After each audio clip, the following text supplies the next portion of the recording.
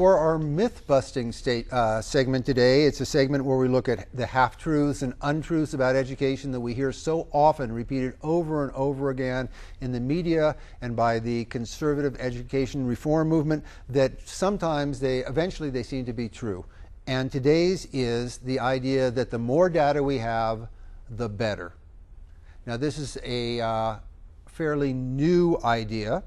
It's something that came about with No Child Left Behind in 2001 with high-stakes testing, where eventually we've had so much data that now the data is driving the curriculum. And the rationale behind it is if we have more data, we can educate students better because we know more about what they know, more about what they don't know. Teachers can teach better. Students can learn better. Well, I was in elementary school in the 1950s. And in the 1950s, I remember very clearly in the 5th grade taking a standardized test. And I remember it because I believe it's the only time I took a test like that when I was in elementary school. We had no preparation for it. The teacher didn't tell us tomorrow you're going to take a test. We weren't taught to the test. Just one day we walked in, and sometime in the morning the teacher said, everybody put your materials away. We're going to be taking a test now, and you'll be filling in the bubbles. He handed out the test. We were given the instructions. For about an hour, we took this test on, I think it may have been reading, it may have been math as well. At the end of the hour, we handed in our booklets and handed in our test sheets and handed in our pencils and went back about our business. He probably let us go out to recess after that. That was it. It was over. No more. I never heard about the test again. It was a standardized test. It was probably taken by schools all over the city, maybe all over the state, maybe all over the country. I don't know, but it didn't have a great deal of impact. It was pretty unobtrusive.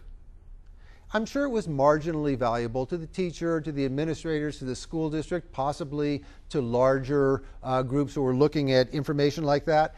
And I have to say, it was a reasonably valid test if it was a good test, because I, as a 5th grader, had no idea what was going to be on the test. I wasn't prepped for it, so there's no way the teacher could prime me for the test. I read at a certain level in a certain way, and if the test was good, it saw what level I was at and how well I read. The process of standardized testing got a little bit more sophisticated in the 70s than it was in the 50s when I was in elementary school. We started the National Assessment for Educational Progress. It was a test that was given then and is still being given now and has very, very good reputation for being a pretty valid test and a pretty good test.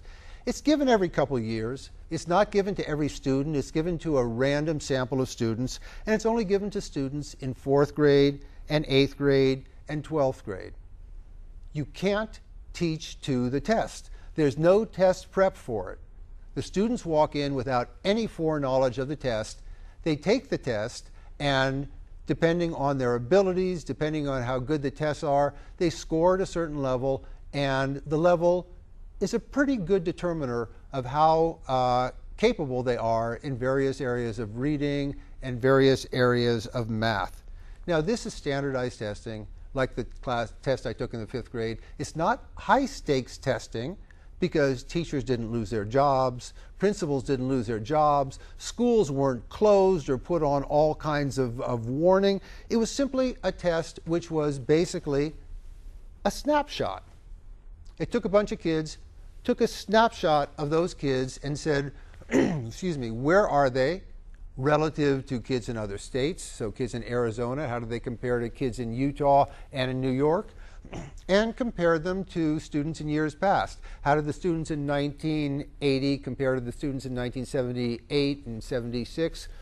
From that standpoint, again, it yielded valuable data, but it was not a high-stakes test. High-stakes tests began really with George Bush's 2001 No Child Left Behind. And I love the phrase. I love the feeling behind that phrase, no child left behind. No teacher ever wants to see any child left behind. Every child should progress. Every child should have the best education possible. Every child should have the chance to go to college and work in a good profession and things of that nature. It's a great concept. How are they going to achieve this, that no child be left behind? The first thing that needed to be done is we had to find out where the students were.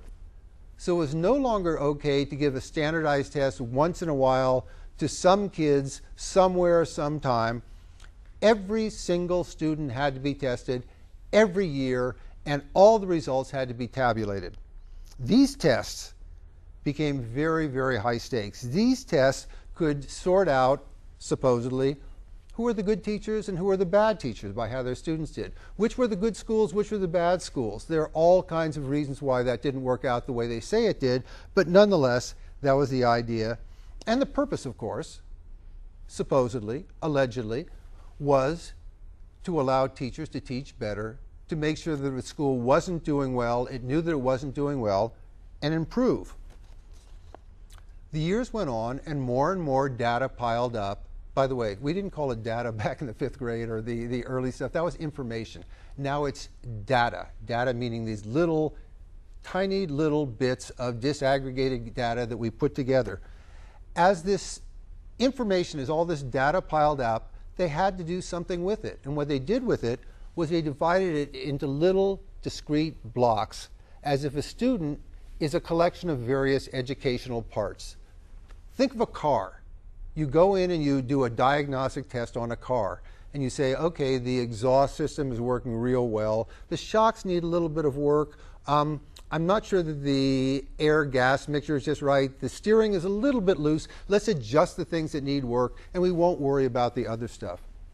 That, in a sense, is the model that they were using with our kids, or they are using with our kids, that our kids are a bunch of discrete little educational pieces, and each piece can be tweaked and played with as is needed.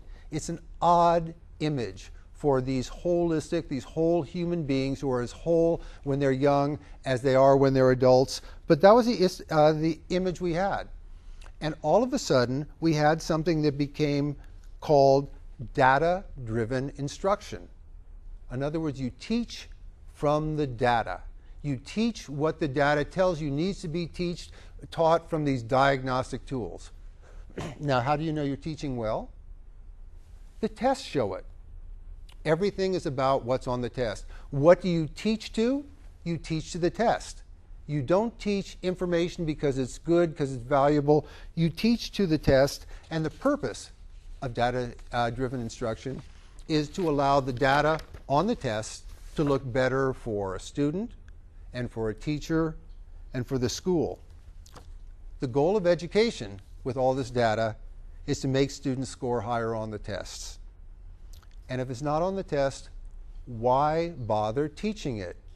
This enrichment stuff, teaching art, teaching music, having time for discussion with the students, just getting to know each other, that really is no longer relevant. And it makes me heartbroken when I hear teachers and I hear administrators saying, we simply don't have time for that enrichment. We have to teach to the test these little discrete pieces.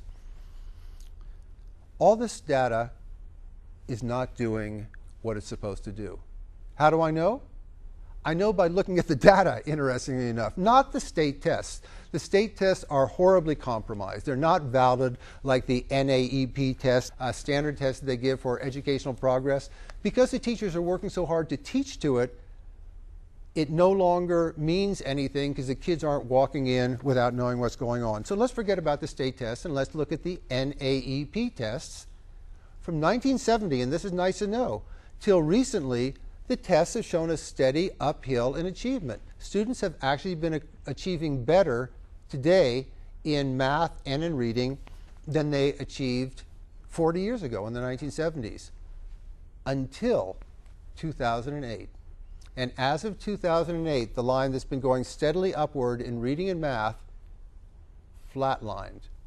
No more progress from 2008 till 2012, according to the NAEP. Why? Well, there are all kinds of possible reasons why. It could be a myriad of reasons, but one reason I think is we've forgotten what education is about. We think education is teaching to the very limited structures in these tests, and we have actually robbed students of the education that they need, taken time out to do the testing, taking time away from the other whole enrichment exercises, and finally we end up with school which is driven by data, where the more data is better rather than driven by education. We've been going backwards. We've got to get rid of this obsession. We have to do it.